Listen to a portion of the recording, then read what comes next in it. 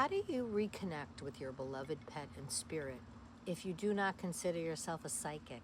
The truth of the matter is you don't have to be psychic, but also we are all psychic. You simply have to become quiet enough to notice how they're already trying to reach you. One of the biggest misunderstandings about connecting with a pet on the other side is the belief that you need to have some extraordinary spiritual gift. You do not. You already have it. You had that connection with your pet while they were here physically. That bond that didn't disappear when their body crossed over. It just changed form. Think of an ice cube. Now, I want to be very careful with the idea of raising your vibration, because I never want someone who is grieving to believe that they are doing grief wrong. Crying does not block your pet. Sadness does not make you spiritually unavailable. Your pet is not withholding because you're devastated. They don't want to see you in grief. But when the grief is extremely intense, your nervous system can become so overwhelmed that it's harder to notice the subtle ways your pet may be communicating from the other side. The signs may be still happening, but you simply might be too deep inside the shock to recognize the signs. And that's okay. Give yourself some time, give yourself some grace. When you feel ready, begin from a place of love instead of a place of panic. Sit in your favorite chair, lie quietly in bed, hold their picture, collar, blanket, favorite toy, and then bring one happy memory to your mind. Remember how they looked at you? Remember how the sound of their paws sound on the wood floor? Remember what they felt like when they rested beside you. Then start talking to them. Just speak to them out loud. They're no longer in the physical body, but that doesn't mean the relationship has ended. I try to explain this to my clients every day. We all have the ability to speak to them. Tell them you miss them. Tell them about your day. Tell them what's happening in the family. Tell them you are ready to receive a sign when the time is right. But the most important thing, the most important part, leave room for them to answer.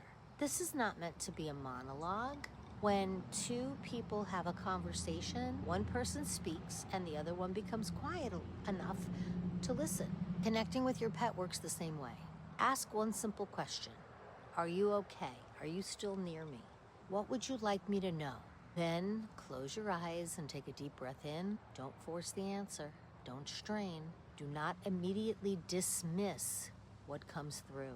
You may receive a sudden feeling of peace, a picture that may appear in your mind, a memory that might surface unexpectedly. You may hear a phrase internally. You may feel warmth near your legs. You may notice a familiar scent. A song might begin playing at the most perfect moment. A bird might appear outside your window. You may dream of your pet looking healthy and whole again. These moments can be the beginning of intuitive communication. We all have the ability to communicate with our pets in spirit and on the earth plane.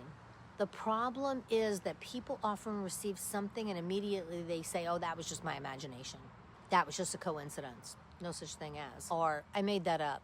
But intuition often arrives quietly. It may feel like imagination because of the intuitive mind. The intuitive mind communicates through images, feelings, memories, sensations, just a knowing. You do not need to prove every sign. You just need to notice what brings love and recognition and peace to your heart. As an animal communicator and a best-selling pet loss author, I have learned time and time again, our animals do not stop loving us when they leave that body. They continue to reach for us. They continue to walk beside us. They often begin communicating in the exact language our heart is able to understand. We all have the ability. When we learn to speak as children, our ability telepathically goes dormant. Tonight, I want you to sit quietly with one of your happy memories of your pet. Speak their name. Ask one question. Then become still enough to receive. Do not judge what comes through. Don't force it. Simply allow the connection to unfold. And if you need help receiving your pet's messages or find comfort after their crossing, visit the link in my bio. You can book an animal communication session or a grief support session. True love never dies.